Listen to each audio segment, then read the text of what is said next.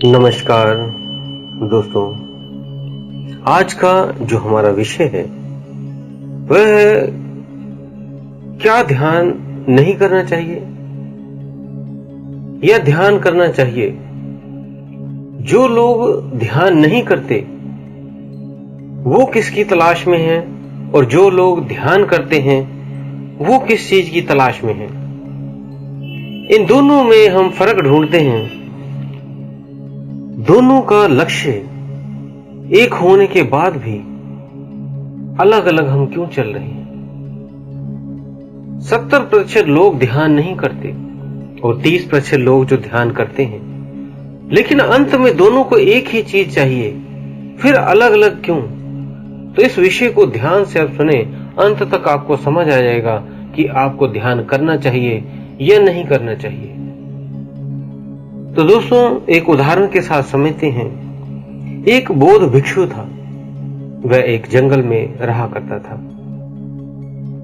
वो जंगलों का कभी कभी विचरण किया करता था और फिर एक स्थान पर जाके ध्यान करता था। एक दिन वो विचरण कर रहा था तो उसने देखा एक लकड़हारा लकड़ियां काट रहा है। वो लकड़ियां काट कर ले जाता और रोज फिर आता लकड़ियां काटने। वो शक्ल से बहुत परेशान लग रहा था। तो एक दिन बौद्ध भिक्षु ने पूछ ही लिया कि तुम इतना परेशान क्यों हो। तो उसने कहा कि मैं जितनी लकड़ियां काटता हूं, लेके जाता हूं, इसका घर का गुजारा ही बहुत मुश्किल से होता है, बहुत दिक्कतों का सामना करना पड़ता है। तो उसने कहा, भिक्षु ने, क्या तुम इससे आगे नहीं गए कभी? उसने कहा नहीं। तो उसने कहा थोड़ा आगे जाओ, कोई हल मिलेगा तुम्हें। तो उसने ये बात सुनी और अगले दिन लकड़ियां लेने अगले जंगल में चला गया कि शायद वहां पे कुछ और चीज है। तो वो जब आगे गया तो उसने देखा वहां पे चंदन की लकड़ियां हैं। वो बहुत खुश हुआ कि भिक्षु ने मुझे बहुत अच्छी जगह बता दी है। उसने चंदन की लकड़ियां लानी शुरू कर दी। अब वो ठीक ठाक रहने लगा। उसकी हर जरूरत के कार्य अब पूरे होने लगे। अब वो थोड़ा खुश था अपनी जिंदगी से और फिर रोज ऐसे ही चंदन की लकड़ियां ले जाता और धीरे धीरे एक छोटा व्यापारी चंदनों का बन गया वो। फिर कुछ दिनों बाद वही भिक्षु फिर वहां विचरण कर रहे थे तो उसे दोबारा मिले। तो उसने लकड़हारा ने उनके पैर छुए और बहुत धन्यवाद किया कि आपने मुझे इस चंदन का आगे जो बगीचा का दिशा निर्देश दिया था, वहां से अब मैं बहुत खुश हूं। तो उसने कहा, क्या तुम अब आगे नहीं बढ़ना चाहते? तो उसने सोचने लग गया, आगे क्या है। तो उसने कहा, आगे और बढ़ो। तो वो अगले दिन उससे आगे भी गया।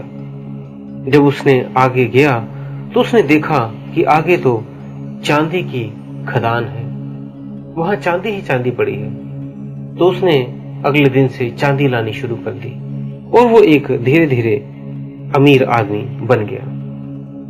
वो बहुत खुश है अपनी लाइफ में। उसके बच्चे, उसकी बीवी बहुत खुश है। उसने घर भी बहुत अच्छा बना लिया। फिर कुछ दिनों बाद उसे फिर वही बौद्ध भिक्षु जंगल में विचरण करते हुए मिले। उसने देखा तो उनके पैर पकड़ लिए और कहा कि आपने मुझे आगे का मार्ग बताया, इसके लिए आपका बहुत बहुत धन्यवाद। तो उसने कहा, क्या अब तुम संतुष्ट हो? उसने कहा, हाँ, अब मैं संतुष्ट हूं। तो उन्होंने कहा, क्या तुम इससे आगे नहीं जाना चाहते? तो वो फिर सोचने लगा और फिर अगले दिन और आगे गया।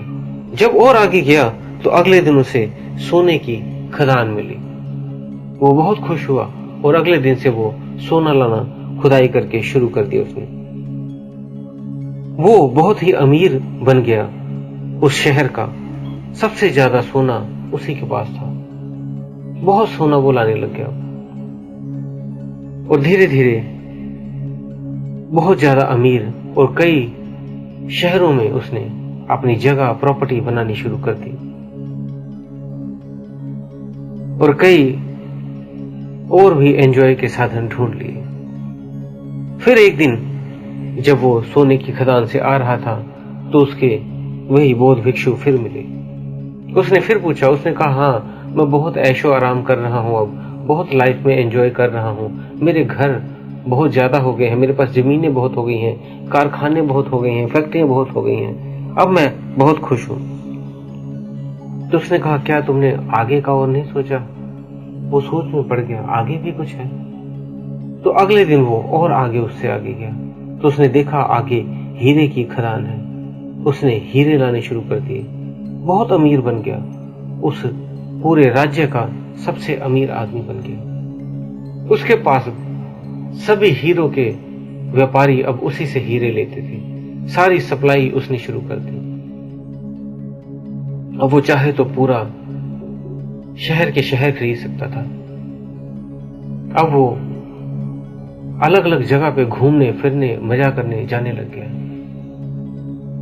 और पूरी जिंदगी जैसे लग रहा था पूरी ऐशो आराम में राजे की तरह कट रही है। तो फिर एक दिन उसे बौद्ध भिक्षु फिर मिले उसी जंगल में। उसने कहा, महाराज आपने तो मेरे पर ऐसी कृपा की है कि अब सब कुछ मुझे ऐसा लग रहा है अब मिल गया। तो उसने कहा, बौद्ध भिक्षु ने फिर कहा, क्या तुम और आगे नहीं बढ़ना चाहते? वो सोचने लग गया, अब इसके आगे और क्या होगा? चांदी मिल गया, सोना मिल गया, हीरे मिल गए, अब क्या आगे होगा? वो सोच में पड़ गया और उसने पूछ ही लिया, है साधु, है भिक्षु, आगे क्या है? तो उसने कहा, आगे परमात्मा है। तुम किस चीज के लिए जो इतनी चीजें इकट्ठी की हैं, कारखाने, फैक्ट्रियां, घर, शहर, किस लिए किए? आनंद के लिए। और मैं इससे और आगे हूं, वो है परमानंद। तो उसने कहा, हर चीज में मैंने आनंद पाया है, गाड़ी ली मैंने आनंद पाया, बंगला लिया मैंने आनंद मुझे मिला, बच्चे अच्छे स्कूलों में पढ़े मैंने आनंद लिया, और मैंने कई शहरों में बिजनेस किया मुझे आनंद आ रहा है, मेरे सारे मान सम्मान कर रहे हैं मुझे आनंद आ रहा है, मैं जहां घूमना चाहता हूं, जो एंजॉय करना चाहता हूं लाइफ में, वो सब करके आनंद ले रहा हूं।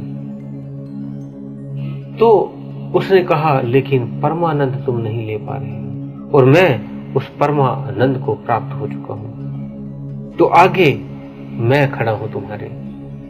तुम भी उस परमानंद में आना चाहते हो तो इन भौतिक वस्तुओं से परे हो जाओ। ऐसे ही सारी जिंदगी 70% लोग आनंद की तलाश में भटकते रहते हैं और हर छोटी छोटी चीजों में आनंद ढूंढते हैं। जब वो छोटे थे तो उन्होंने खिलौने खरीदने पे आनंद महसूस किया, फिर छोटी साइकिल ली तब आनंद महसूस किया, फिर घूमने गए तब आनंद महसूस किया, फिर पढ़ाई पूरी की अच्छे नंबरों से फिर आनंद प्राप्त किया, और फिर जॉब या बिजनेस मिला पहला तो उसमें आनंद महसूस किया, फिर जब शादी हुई तो उसमें आनंद महसूस किया, फिर जब बच्चे हुए तो उसमें आनंद महसूस किया, और फिर जब कार ली उसमें आनंद महसूस किया, बड़ी गाड़ियां ली उसमें आनंद महसूस किया, ज्वेलरी ली उसमें आनंद महसूस किया। इस तरह घूमने फिरने बाहर गए और आनंद महसूस किया, लेकिन उस परमानंद में नहीं पहुंच पाए। ये जितने भी आनंद हैं सारे क्षणिक हैं, कुछ देर रहते हैं और फिर कम ज्यादा होते रहते हैं, लेकिन जो परमानंद है वो एक ही रहता है, उसमें कुछ भी कम ज्यादा नहीं होता। तो इसलिए ध्यान करना बहुत जरूरी है। आखिरी में वो भी जो हीरे का व्यापारी बन गया था वो नतमस्तक हो गया उस बौद्ध भिक्षु के आगे, और उसने उनसे ध्यान की शिक्षा ग्रहण की और ध्यान करके उस परमानंद को प्राप्त हुआ। तो कहने का मतलब, इस संसार में आप लगे रहोगे लेकिन ये कभी भी आप इससे तृप्त नहीं होंगे। जितना भी मिलेगा उतना आपको कम ही लगेगा, और मिल जाए और मिल जाए और मिल जाए, लेकिन उस परमानंद में डूब जाओ। ध्यान की ऐसी स्थिति आप बनाओ, जब उस ध्यान की स्थिति के आप अंतिम पड़ाव में पहुंचेंगे, दसम द्वार में पहुंचेंगे, उस परम तत्व तक फिर पहुंचेंगे, तो आपको उस आनंद के आगे बाकी सारे आनंद फीके पड़ जाएंगे। तो दोस्तों, उम्मीद है दी हुई जानकारी से आप संतुष्ट होंगे। फिर भी कोई आपको प्रश्न हो तो आप हमें कमेंट बॉक्स में जरूर लिखिए।